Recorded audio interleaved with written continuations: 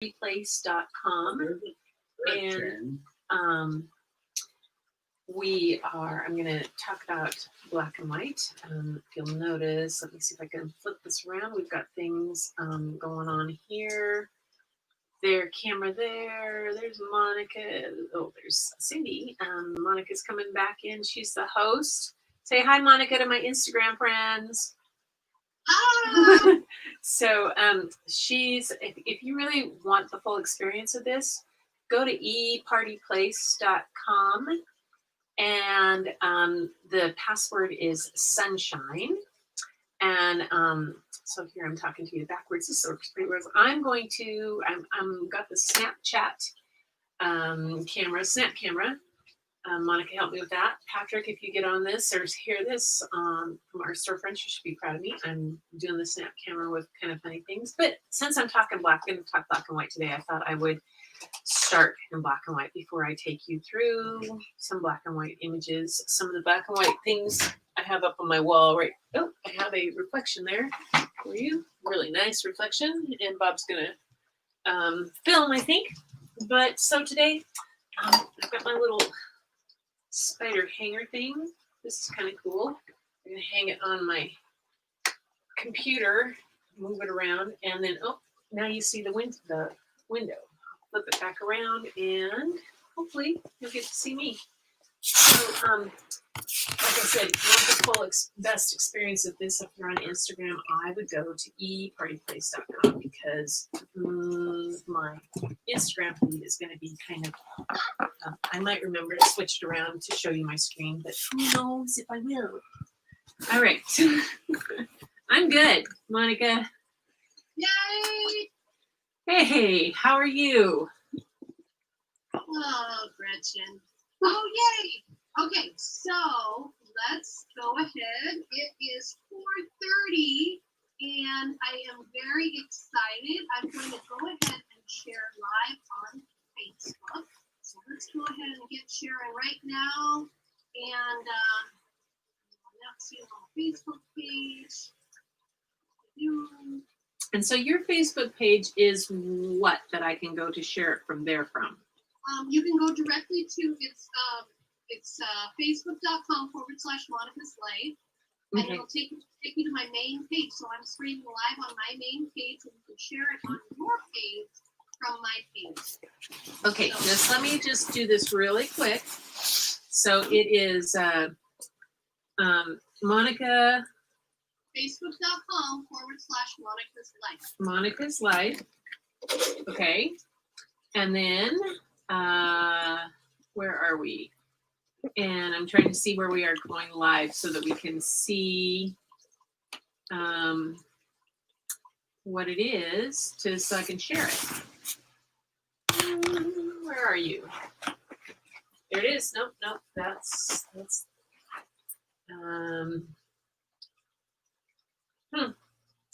Anyway, I don't see it. Okay, I'm putting it on right now. I haven't put it on yet. Oh. We are live with Gretchen Shepherd. Sorry, Gretchen. Nope, I need a T in there. We are live with Gretchen. I'm just putting the title in here. Title and public and boo, boo, boo, boo. Let's do it. Are you ready? Yeah. 1, 2, 3. We're going live. All right. So I got to get you back up here so that I can actually see to share this. You said to go to Monica's Life.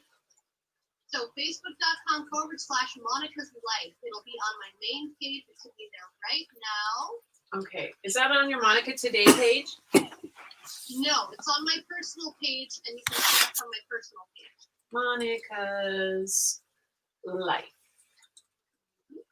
Let's see if I can get that. I don't see. I see your Monica Today, but Monica's Life looks like somebody else's. Facebook. So it'd be in your browser bar, facebook.com/Monica's Life. Facebook.com/. Or just you know how to go to my Facebook page from yours, right? Yeah, but it's coming back as weird stuff. So just a second, I'll be right there. I'll get it, everybody. I want to share this out. Monica's Life. And there it is. Okay, cool beans. I see you. Yay. And oh yeah, there I am. Okay, I'm going to share this to my regular page. I'm live now. I'm live. Join us. Yay. Okay, post. All right, now let me just get back to where I am on Zoom because I lost my picture of you guys. Where I am. There I am. Oh, there. Phew. Okay. Snapchat. And you're on YouTube. Yeah. Oh, and I'm on YouTube. Am I on our You're on images? YouTube Oh, Live. I'm on my Gretchen Shepherd Photography, is it? Or is it Images by Gretchen. Images by Gretchen on YouTube also. Bob is, that's what that camera is for. And then on Instagram, I'm here. Well, nobody's on Instagram watching yet, but that's cool. So, cheers, everybody. Yay! I'm going to stop recording and then I'm going to start recording again so we can get it right from the beginning, and then I'm going to welcome you and I'm going to send you this recording when we're done. Oh, okay. But it's cool. Then it's still sharing, right? Yes, it's still sharing. Just the recorded version. I'll send you later. So let me do that one more time. Sweet And beans. we're going to come in 5, 4, 3, 2, 1. Hi, everybody. This is Monica today, and we are here with a very special guest. Her name is Gretchen Shepherd, and her company is Gretchen Shepherd Photography. She is an amazing photographer. She has worked in many, many different, what would you call it, mediums, formats? What would you call Different it? genres, I would say. Different, yeah. Expanding all, yeah. So today, and Monica, thanks for inviting me to come on. This is exciting. Happy birthday on Monday, Tuesday? Tuesday, is it? Monday. Yes, that's right. Happy birthday. Yay. And I think this is such a great format that, kicking off on your birthday, but now you're going to keep this live going on through the Grounds for Peace Cafe. And that's going to be pretty awesome to be able to do this as a format of creatives get to share and educate and show, and people get to see whatever they're doing. It's awesome. Thank you, Gretchen. I'm really excited. We have concerts coming up. We're going to be having educators, art. I mean, it'll all be inspirational. So, and there are a lot of people, a lot of artists and friends that I have that I really think that people would love to hear more about. Yeah. One of those people, so I'm going to let you think. Well, you have such you have amazing, I say crazy connections because I'm one of the crazies that you're connected to. Oh, that's a compliment.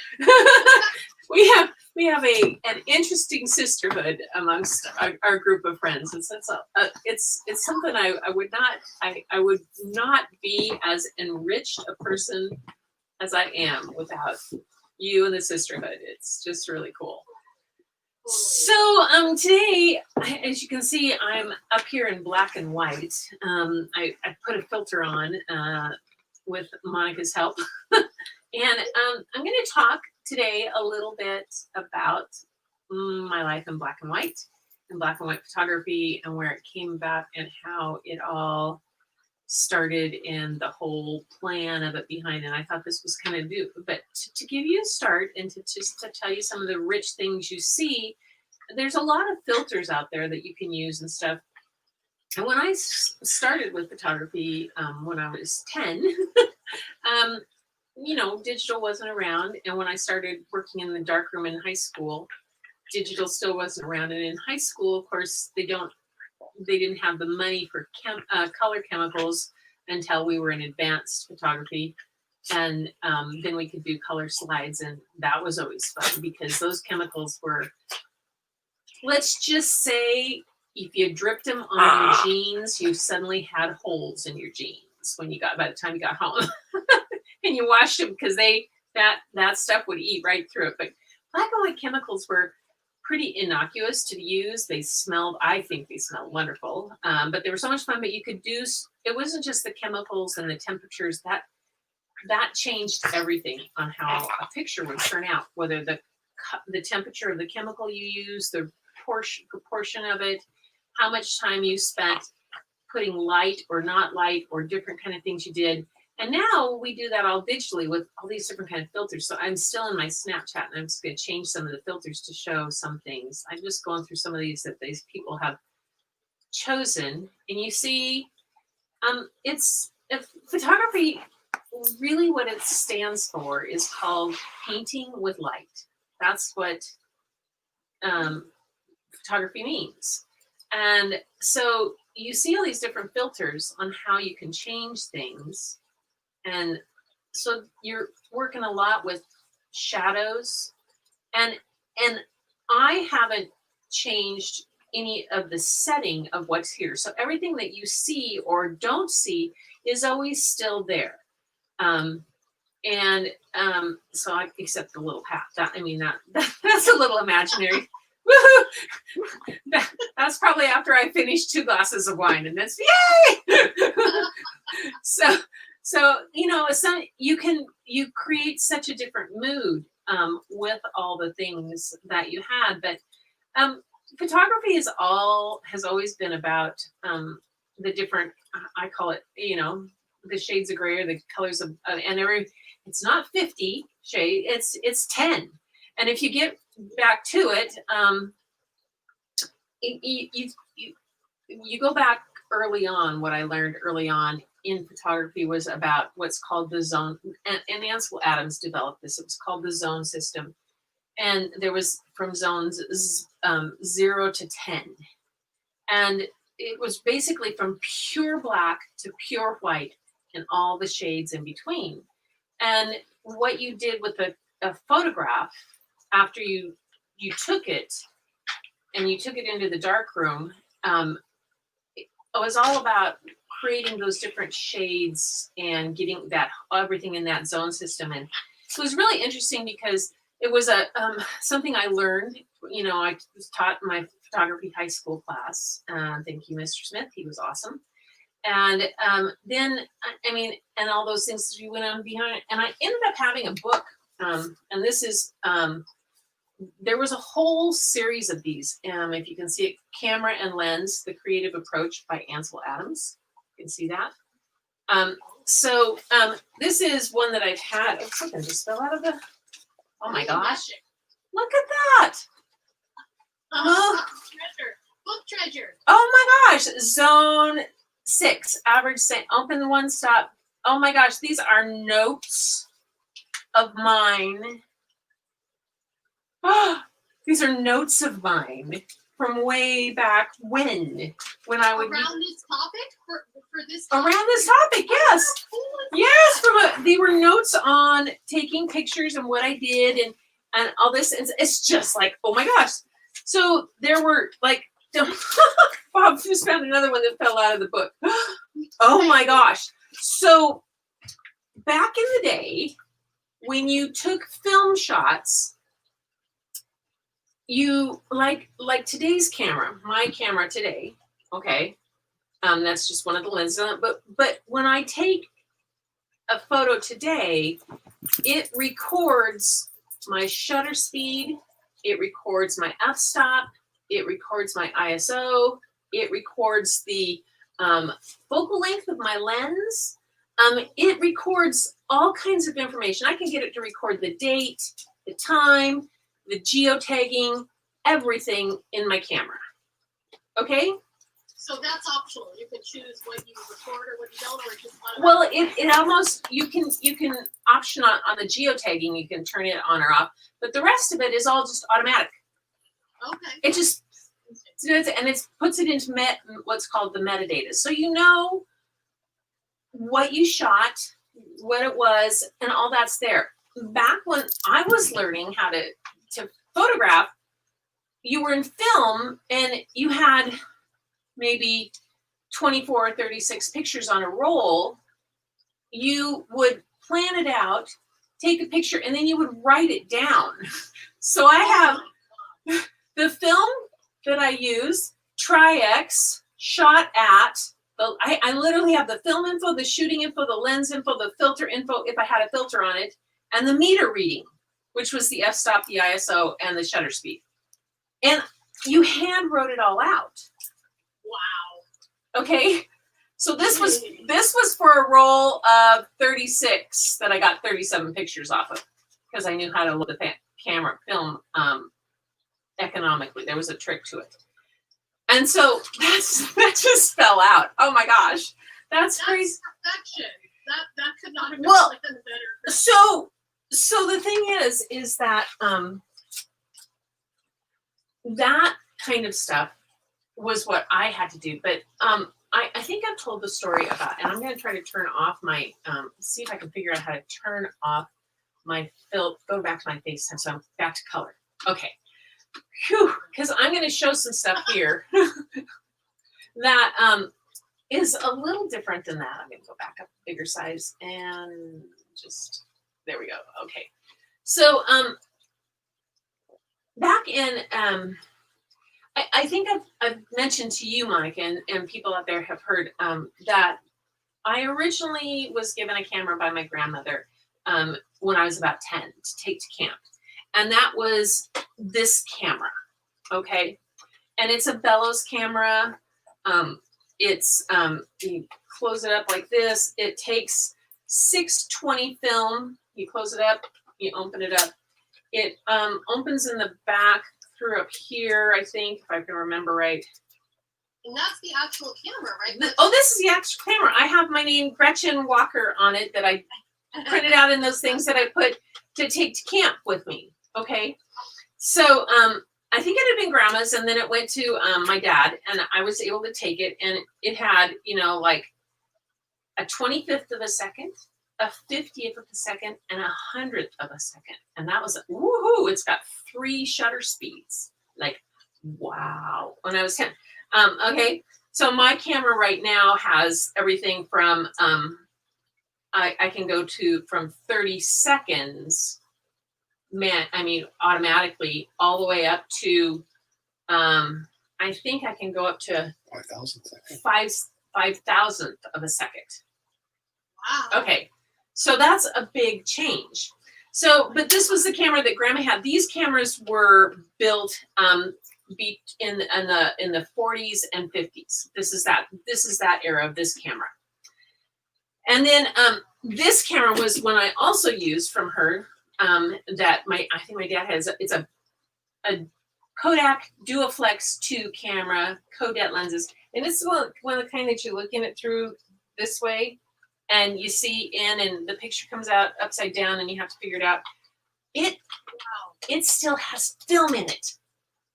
It has a roll of film in it that's exposed, and I'm like, oh, it has film.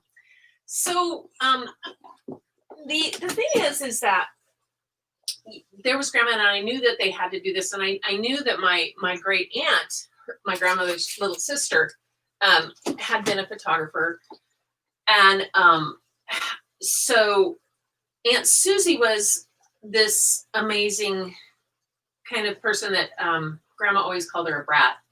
But everybody always said I was a lot like her. Gretchen. But except in a completely different, in a lot of ways we were kind of bratty, but in a lot of ways we were different. But Aunt Susie, she was the youngest of the 5 children that there were. And she got married in 1929, and then she divorced in 1930. Okay, Oh.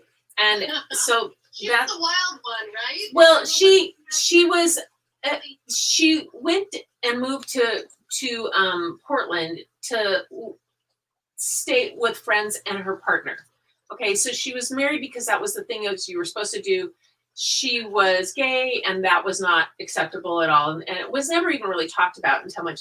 But I have a lot of her pictures and a lot of the slides that she took. And so she moved to Portland. There was a very active art community and people like her, and she got along with everybody. She was a member of the Sierra Club and the Group F64, which was a camera club. She was in camera clubs all over the Northwest and all the West Coast, and she did all this kind of crazy hiking and stuff.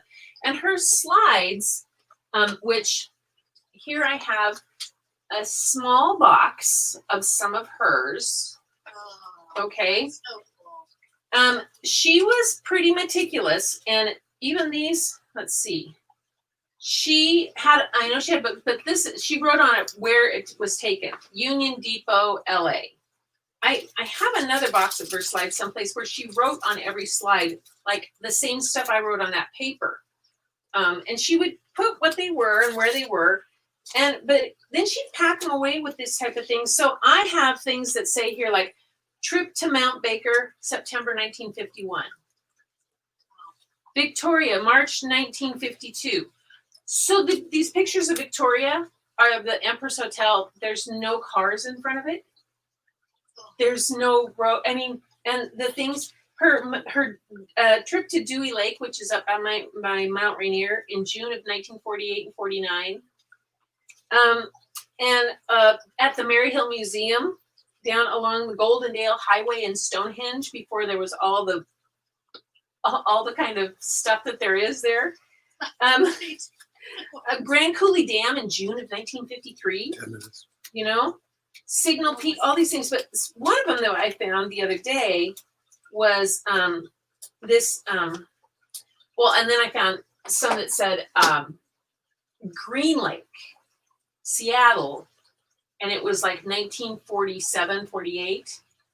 So imagine Green Lake with no running path around it, and no people, and no buildings. It's pretty cool.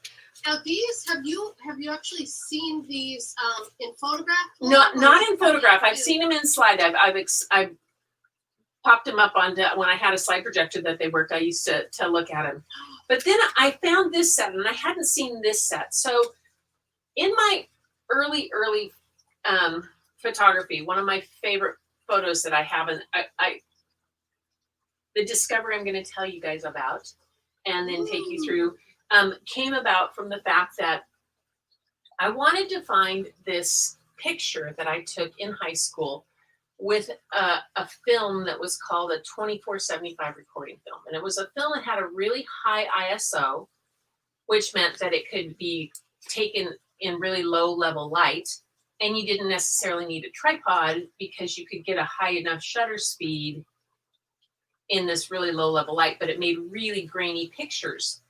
And I'd taken it, and Bob still remembers it. He'll say, "Oh, you mean the swan picture?"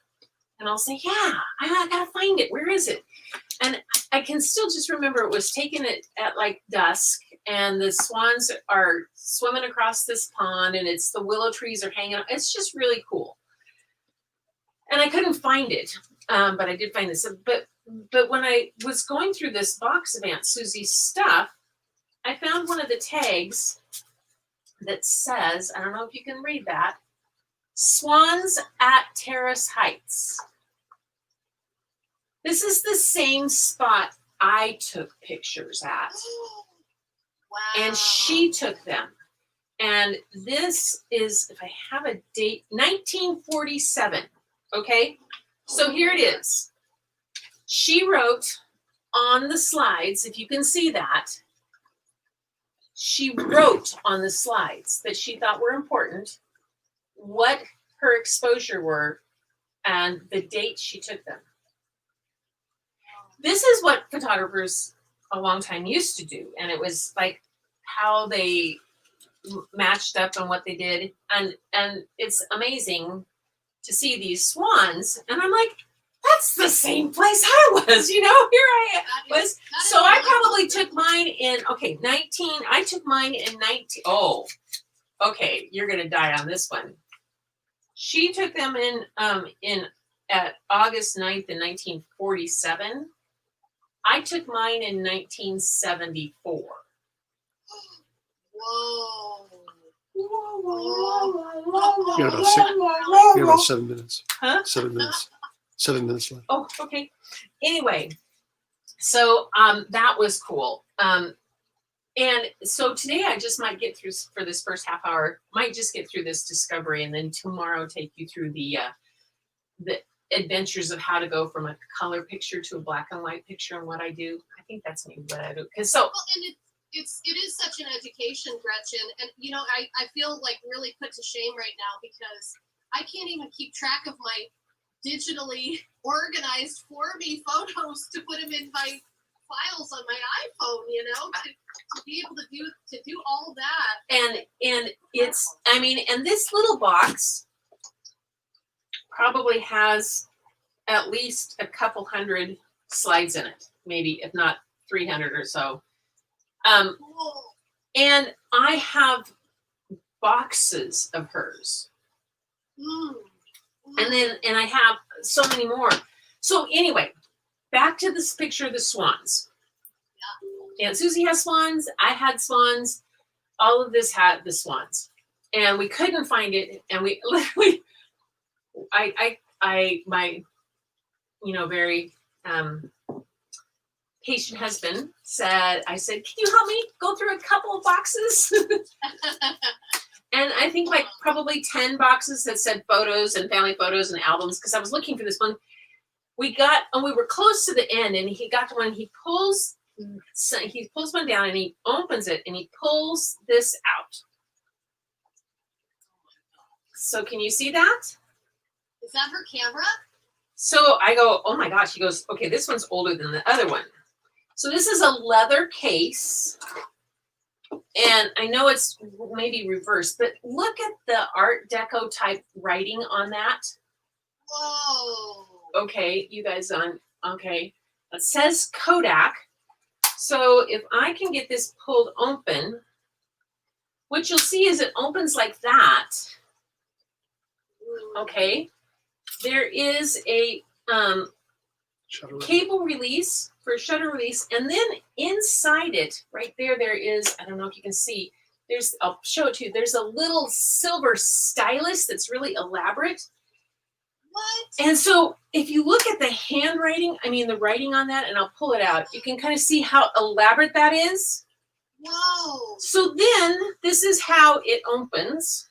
There's a little tab down here. Literally, okay, we had to go online and find the kind of, this is called it's the Kodak number 1A pocket camera. That's what it was called.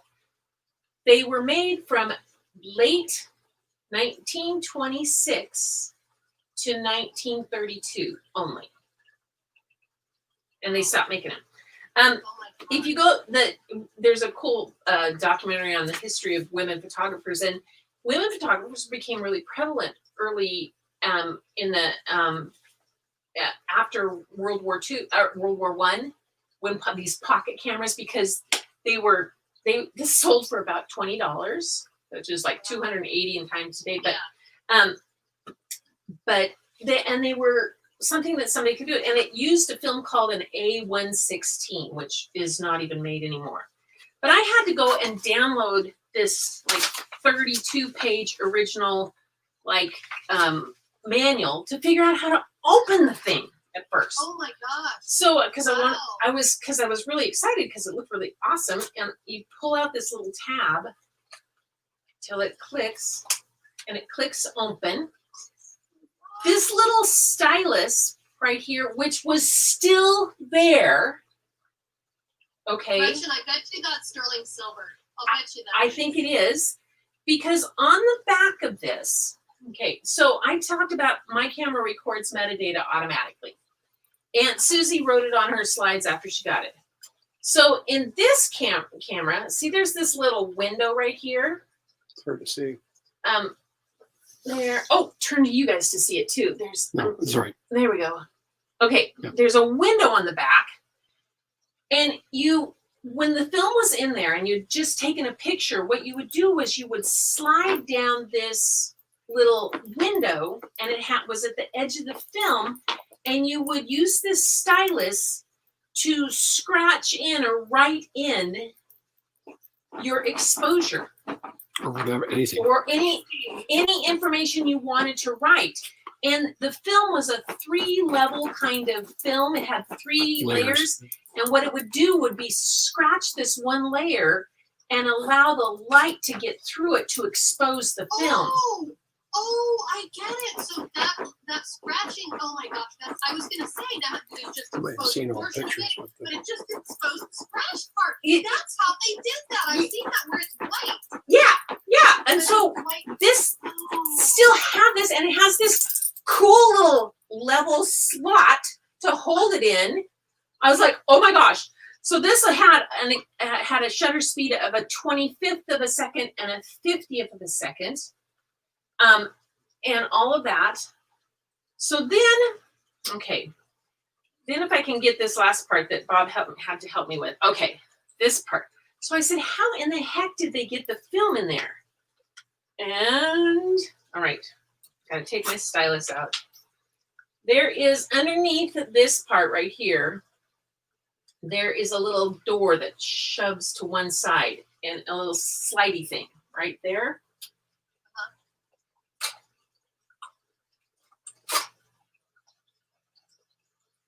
Oh, wow. This was the film container. You loaded the film in here. You took the whole front part of the camera off. Oh my gosh. Okay, so I'm like looking at this, my gosh, and then I'm looking and I stopped. Now, my great aunt Susie's got married, and she married, I don't know, somebody. She became, instead of Susie Walker, she became Susie Ulrich. Ulrich. So I look on this camera, and I see this little marking in kind of silver.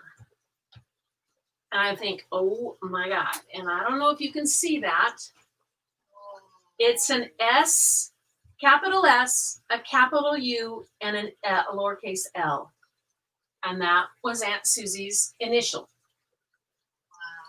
This was her camera. Now I went and looked these guys up, and I thought, oh my gosh. And they said that a lot of them don't hold up because this bellows, because these were the cheap version. Okay. They were not the special. This bellow is made of heavy cardboard paper or a heavy paper.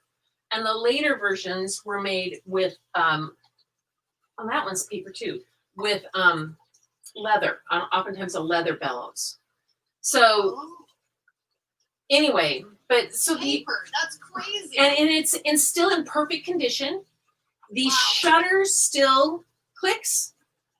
I'm not plugged in, so I can't do it. It's not in the camera. It has these like self kind of won't let you make mistakes kind of things. You have to have it all put together for it to click right and do that. And so and then the little focus wheel is this tiny little thing here, and you would focus back and forth with this little flywheel. Tiny little focus things. It's the coolest thing. The lettering, everything, and it's in like pristine condition. And you could use it through this way, or this could turn, and you could look at it this way. So you could turn the camera either way to use it.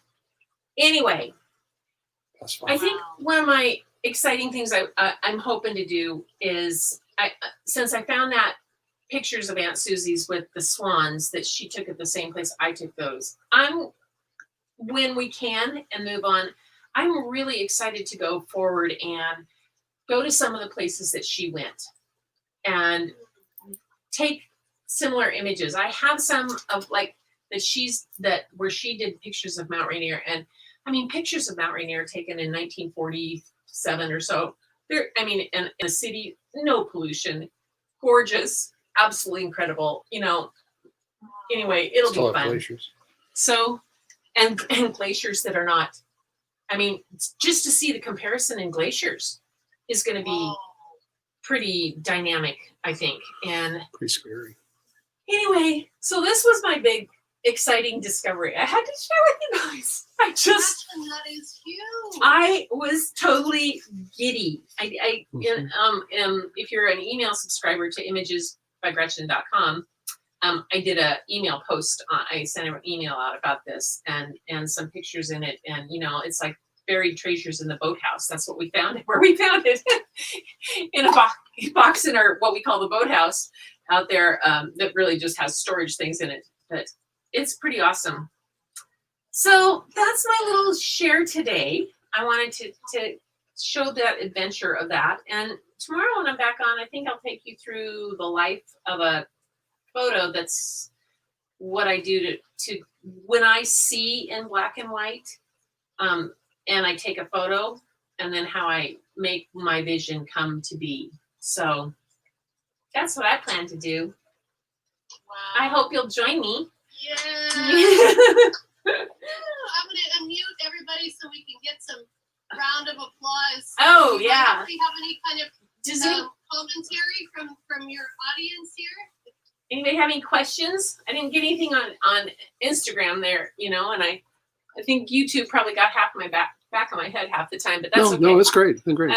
But yeah, I thought, it's just really cool to find these treasures and to see the engineering that they used for something like this, and the detail and the fact, I think that this probably is sterling, this little stylus. I mean, you can see that. Look at that. It's all carved. It's got like elaborate type of things. They did another version of this. They did this version, and then they did an Art Deco version that the lettering is all in a 20s, late 20s Art Deco way. And I was like, oh my gosh. But to think about the paper, that's so fascinating because it shows you also that they really had respect for paper as a material. Yes. Yeah. Because nowadays we think it was made out of paper, but paper, fabric, having worked in so many different mediums, it's like paper is a wonderful substance. It can be so strong. Hand me the picture of that big one. So just to show you, those are two little ones. This is a big old camera I saw. This was down at Zabriskie Point in Death Valley. And there was a gentleman that was out over the edge, and he had carried this out here. The size of that camera is, I think it was not an 8x10. It was a 10x15. It might have been a 10x15. So it was huge. So you Glass can imagine what it was like, because this didn't hold film. This is an even older one. These held glass plates.